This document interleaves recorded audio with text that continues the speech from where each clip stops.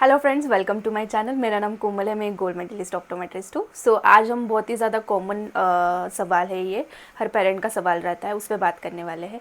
बहुत सारे पेरेंट का ये सवाल रहता है कि बच्चों की आंखों में नंबर आया लेकिन हमें पता नहीं चला। बहुत ज़्यादा बड़ा नंबर होने के बाद पेरेंट्स को पता चलता है। तो हम इसी सब्जेक्ट पर आज बात करने वाले हैं कि ऐसे क्या साइंस है, ऐसे क्या सिम्टम्स बच्चों में हम देख सकते हैं जिसके कारण हमें पता चल सकता है कि बच्चों का आई चेकअप कब करवाना है। तो पहले सिम्टम के बारे में बात करते हैं। पहला सिम्टम है फ्रीक्वेंट हेडेक। बहुत ही इंपॉर्टेंट सिम्टम है और बहुत ही कॉमन सिम्टम है। अगर बच्चों में फ्रीक्वेंट हेडेक का, बहुत बार बच्चे हेडेक का कंप्लेन करते हैं तो उनमें आई चेकअप करना ज़रूरी है।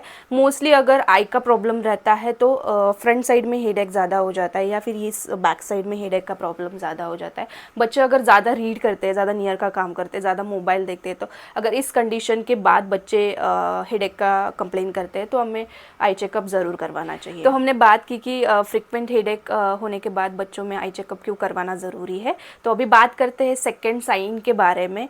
बहुत सारे बच्चे अगर टीवी देखते हैं या फिर रीडिंग करते हैं तो ऐसी आंखें स्क्वीज कर लेते हैं, आँखों को छोटा कर लेते हैं। तो मोस्टली उन बच्चों में चश्मे का नंबर होने का चांसेस बहुत ज़्यादा रहता है। तो अगर आपके बच्चे में भी ऐसा प्रॉब्लम है, बच्चा स्क्वीज ज़्यादा करता है, आँखें छोटी ज़्यादा करते हैं, तो उनको आई चेकअप करने की बहुत ज़्यादा ज़रूरत है। तो जैसे हमने बात की स्क्वीजिंग के बारे में, जैसे बच्चे आंखें छोटी कर लेते हैं, छोटी कर लेते हैं, तो हमें उन्हें डॉक्टर के पास दिखाना चाहिए। वैसे हम तीसरे सिम्टम्स के बारे में, साइन के बारे में, बहुत ही इंपॉर्टेंट साइन है, इसके बारे में बात करेंगे। वो है स्क्विंटिंग, बच्चों के आँखों का तिरछापन। कभी कभी बहुत ज़्यादा स्लाइट तिरछापन या स्क्विंटिंग रहता है आँखों में, तो हमें समझ में नहीं आता। कभी कभी बच्चे बहुत ज़्यादा नियर का काम कर लेते हैं या फिर डिस्टेंस का काम कर लेते हो तो ऑटोमेटिकली उनकी आँखें टायर्ड हो जाती है, ऑटोमेटिकली अंदर चली जाती है या फिर ऑटोमेटिकली बाहर चली जाती है। अगर ऐसे आप कभी बच्चों में देखते हो तो उनका प्रॉपर आई एग्जामिनेशन होना बहुत ज़्यादा ज़रूरी है, तो उनको डॉक्टर को दिखा दीजिए। तो इसके बाद बात करते हैं चौथे सिम्टम के बारे में। जो फोर्थ सिम्टम है वो है रेडनेस और रबिंग ऑफ आइज़।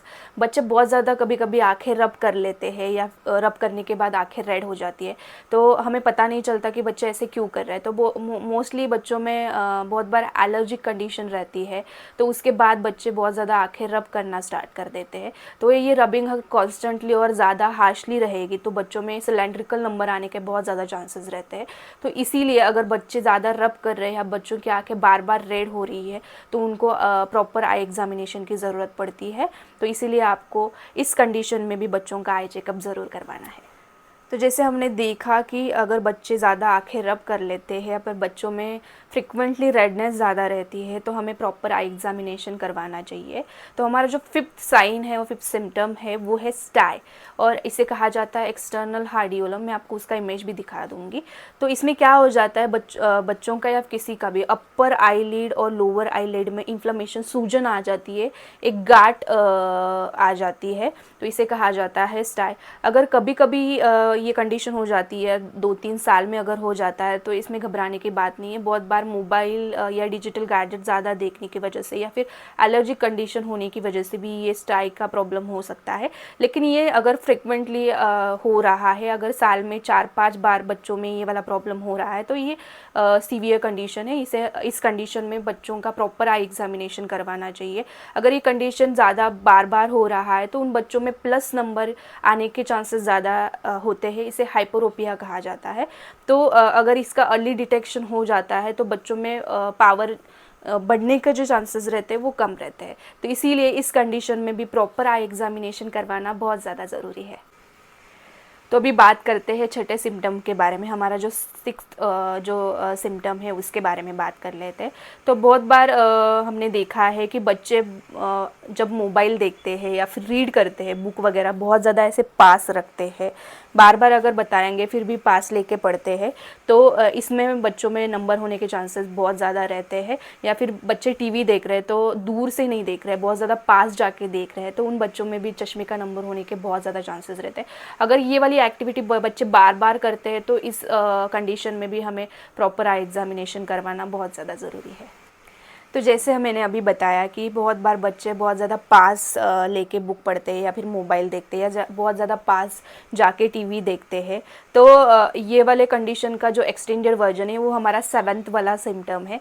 तो ऐसे अगर बच्चे बार बार करते रहते तो बच्चों में उसके बाद ये एक्टिविटी करने का जो प्रोसेस रहता है वो कम हो जाता है। अगर बच्चे पढ़ रहे हैं तो थोड़ी देर के लिए पढ़ते हैं, फिर उसके बाद छोड़ देते हैं, या फिर कोई भी एक एक्टिविटी प्रॉपर नहीं कर पाते। अगर ऐसा आपके बच्चों में बार बार दिखाई देता है, या फिर बच्चे स्कूल में जाते हैं होमवर्क प्रॉपर नहीं करते हैं, ऐसी कंप्लेन आ जाती है, या फिर होमवर्क लिख के लेके नहीं आते, अगर ऐसी कंप्लेन आती है, ये बहुत बार कंप्लेन आती है बच्चों की, तो अगर ऐसी कंडीशन आती है तो आपको बच्चों को पूछना चाहिए कि ऐसा क्यों करते हैं।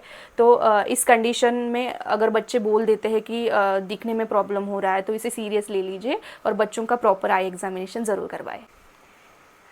तो अभी बात कर लेते हैं लास्ट वाले साइन के बारे में। जो हमारा 8वां साइन है वो है बच्चों के आँखों का साइज़। हम ऐसे ही भी देख सकते हैं कि बच्चों के आँखों का साइज़ या बच्चों की आँखों की ग्रोथ सही है या नहीं।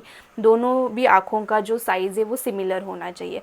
अगर आपको ऐसा थोड़ा भी लगता है कि एक आँख छोटी है या फिर एक आँख बड़ी लग रही है तो ये वाला भी बहुत ज़्यादा सीवियर कंडीशन हो सकता है। बहुत ज़्यादा सीवियर आई कंडीशंस में ऐसा हो जाता है कि बच्चों की एक आँख बड़ी या छोटी रह जाती है। तो इसका अगर आपको जल्दी पता चल जाता है तो बच्चों का आई एग्ज़ामिनेशन करवाने में थोड़ी भी देर मत करवाइए और इसका प्रॉपर डिटेल में आई एग्ज़ामिनेशन करवाइए। तो हमने सारे साइंस और सिम्टम्स के बारे में बात कर ली, जिससे पेरेंट्स को या फिर किसी को भी पता चल सकता है कि बच्चों का आई चेकअप या आई एग्ज़ामिनेशन कब करवाना है।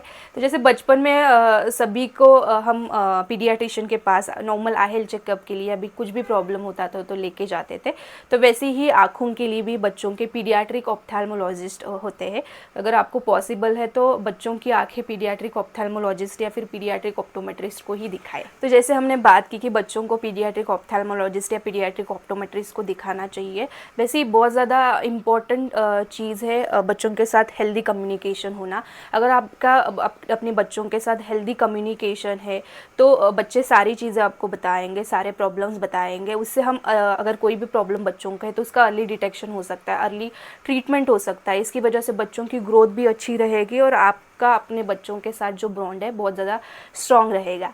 आई होप मैंने सारे पॉइंट्स अच्छे से समझा दिए हैं। अगर आपको कोई भी डाउट होता है तो आप मुझे कमेंट सेक्शन में कमेंट करके बता सकते हो। अगर आपको ये वीडियो अच्छा लगा होगा तो इसे लाइक ज़रूर कीजिए, अपने फ्रेंड्स और फैमिली के साथ इसे ज़रूर शेयर कीजिए। अगर आप चैनल पे नए हो तो इस चैनल को ज़रूर सब्सक्राइब कीजिए। Thank you so much.